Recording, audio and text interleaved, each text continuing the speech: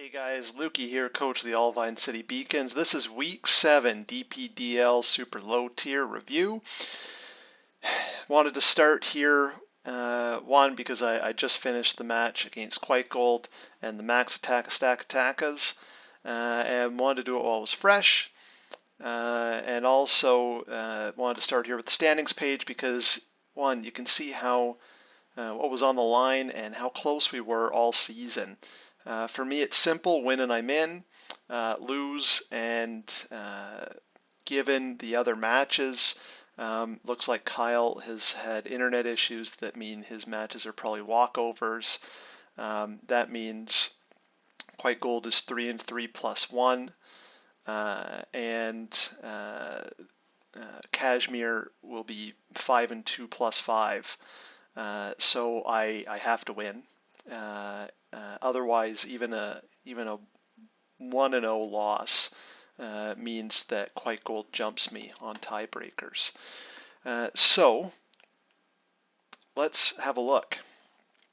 So this is what I see on Team Preview. A bit about my team. The setup here is Trick Room for Crabominable to do as much damage as possible. He didn't have a dark type, so I thought this could be the time to bring Duosian and potentially have an end game sweep. Cursula as the specially defensive tank to tank on Masquerain and Duraludon. Chestnut to handle any of the physical threats on his team, particularly Alolan Dugtrio, which didn't come. And Rapidash scarfed to outspeed pretty much everything on his team except for a scarf Alolan Dugtrio, outspeed a +1 Quiver Dancing Masquerain, and just because his team really doesn't like fire and electric moves. So let's get into the match. You can see, I guess one more comment, and well, if you're watching this, you've probably seen the results already. But looking at his team preview, he didn't bring Runerigus and he didn't bring Alolan Dugtrio, and my heart immediately dropped, even though I still saw opportunity. What I'm really seeing is a huge electric weakness, and Ampharos instead of Duosian, since Duosian can only come in to try and set up and end the game. Ampharos would have been a much better bring. But let's go into the game. Turn 1, he goes Reboot, I go Rapidash. I'm thinking Draft League player clicks U-turn, and for me that means let's hit what's in front of me. So I go the high horsepower, get some great damage done. Libero turns him into a bug type and burns him, so that early on takes him out of the game. He brings in Duraludon. I bring in Cursula, get the nice Draco Meteor miss. He goes Stomping Tantrum, which I didn't expect. Does a boatload of damage, and this is a really critical play here for late game, because it means now that Cursula is in range of Masquerain to break through it if I'm not careful. And I get some big damage back in terms of the stomping, my Earth power. Perish Body starts, but that's not going to matter. I come in, Claydol eats that Dark Pulse really, really well, and I'm just going to go straight Trick Room. Claydol, I brought no item, both for a knockoff scenario and for Runerigus if you went for the Poltergeist, because my team did not handle Physical Ghost well.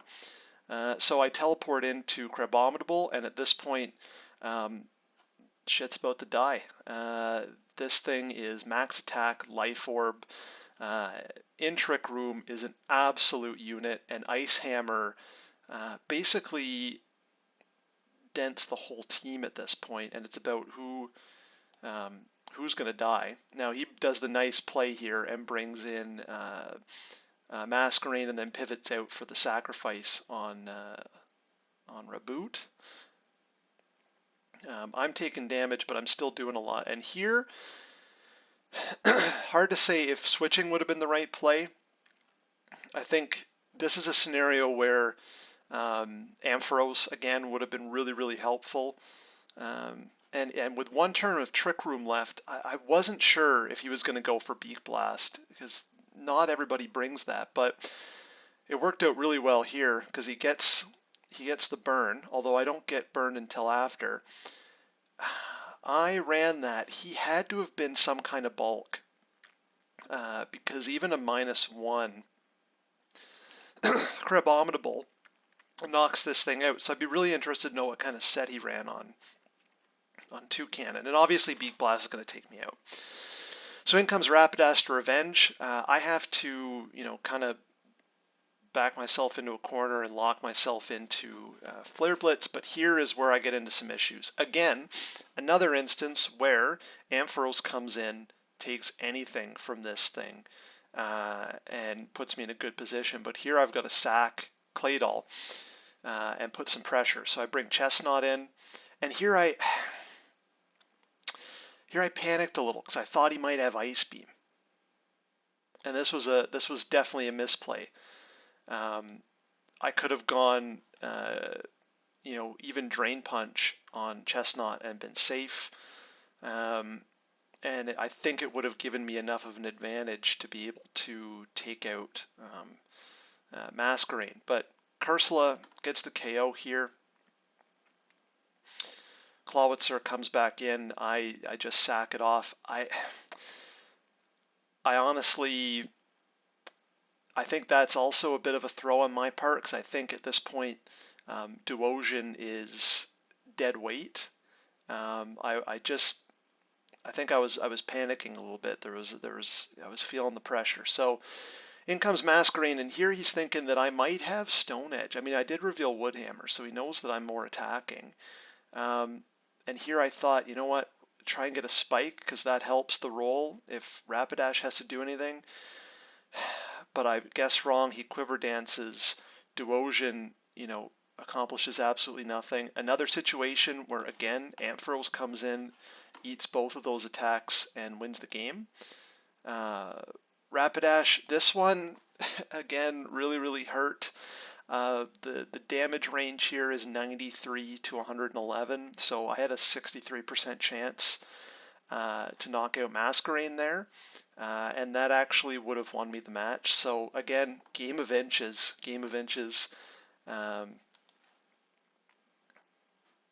Yeah, because if Masquerain is gone, Chestnut comes in and cleans up with Woodhammer, but obviously the game ends, and with that, my season. So looking at the math, White Gold should be 4-3 and +3.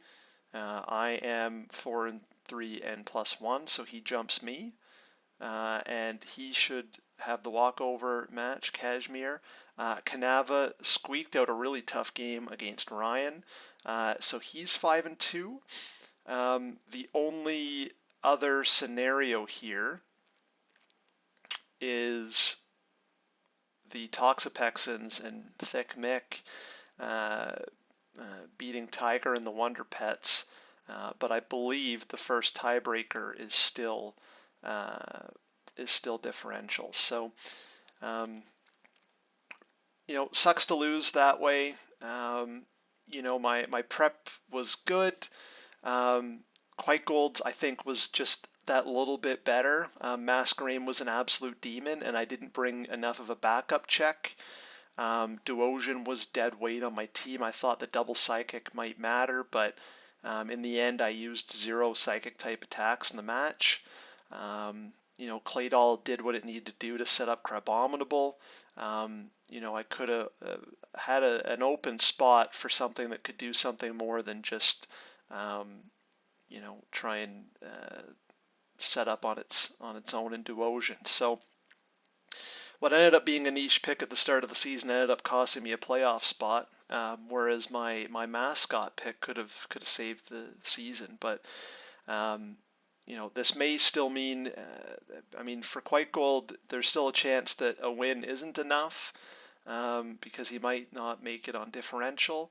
But again, shows you just how stacked our division was, where we may end up with 6 teams at 4-3 and only 2 players below 500. So really happy with how the season went. Disappointed to lose, especially on a roll. That was heartbreaking.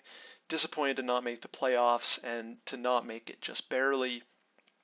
But you know what? The league, especially in 3 seasons, has come a long way, gotten a lot stronger, and I'm proud of how the team performed when I gave it the chance to really do it. So good game to my opponent. Quite gold. Fingers crossed that it works out, and maybe you can make the playoffs. Otherwise, really good season, well-deserved win. Thanks for watching, guys. I'm going to do my season review video next, so stay tuned for that. Bye.